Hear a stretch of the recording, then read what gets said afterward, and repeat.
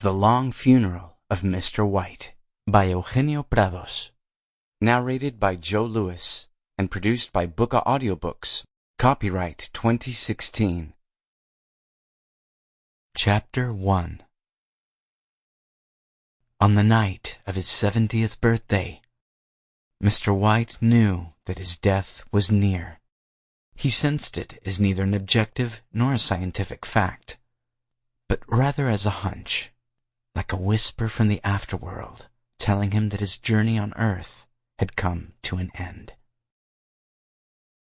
He did not fear what had come over him, nor was his face cloaked in pallor. Rather, the thought urged him to act, and after placing a few shreds of tobacco in his pipe, he decided to put his nose to the grindstone and prepare for his imminent funeral. Cautious man that he was, Mr. White had envisioned that moment for some time now. He opened a desk drawer and took out a sheet on which he had written a list with the items that were to be ready upon his departure. For Mr. White, death was not so much knowing that one was going to die, or what one was going to die of, but how. Upon expiring, there was nothing that worried him more than losing his composure with dreadful jerks and desperate cries. Those ways of dying did not congeal with his personality. He wanted a clean and calm farewell, leaving everything on earth in order to the fullest extent, so that he could embrace heaven unfettered. Many of the items on that list were already in place. The casket, for instance, had been resting for 2 years in the crypt that he had ordered to be built in his magnificent home. He picked out the most luxurious one, the imperial model built of cedar with golden handles and the family crest engraved on the lid. He had also chosen the music that would be played when his body was carried to the crypt. After months of deliberation, he had decided that the piece would be the German Requiem by Johannes Brahms.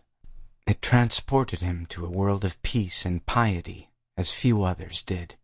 It was solemn, but not creepy.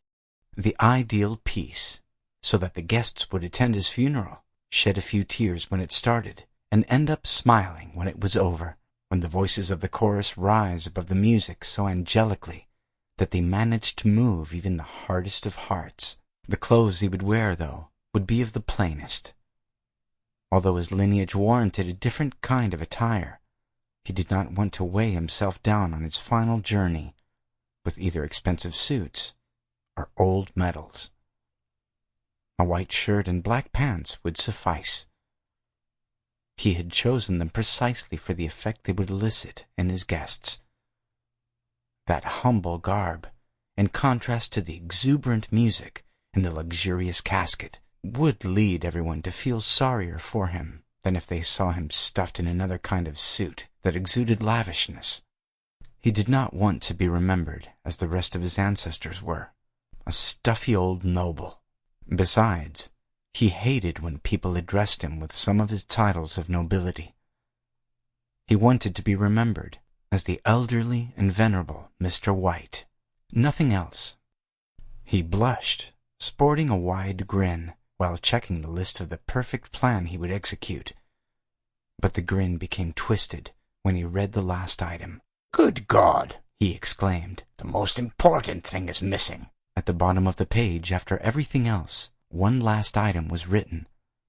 A fundamental part of the ceremony, the reading of the last words. A cold breeze blew into the room and set each of Mr. White's white hairs on end. A window was open, and the night chill had crept into the room. He got up, and after closing the window, he approached the fireplace.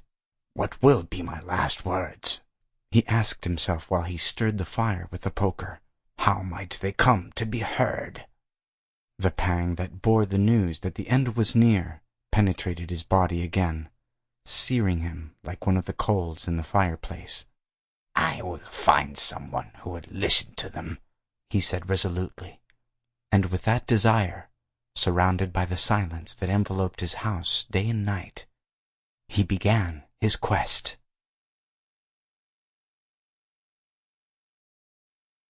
Chapter 2. Sample complete. Ready to continue?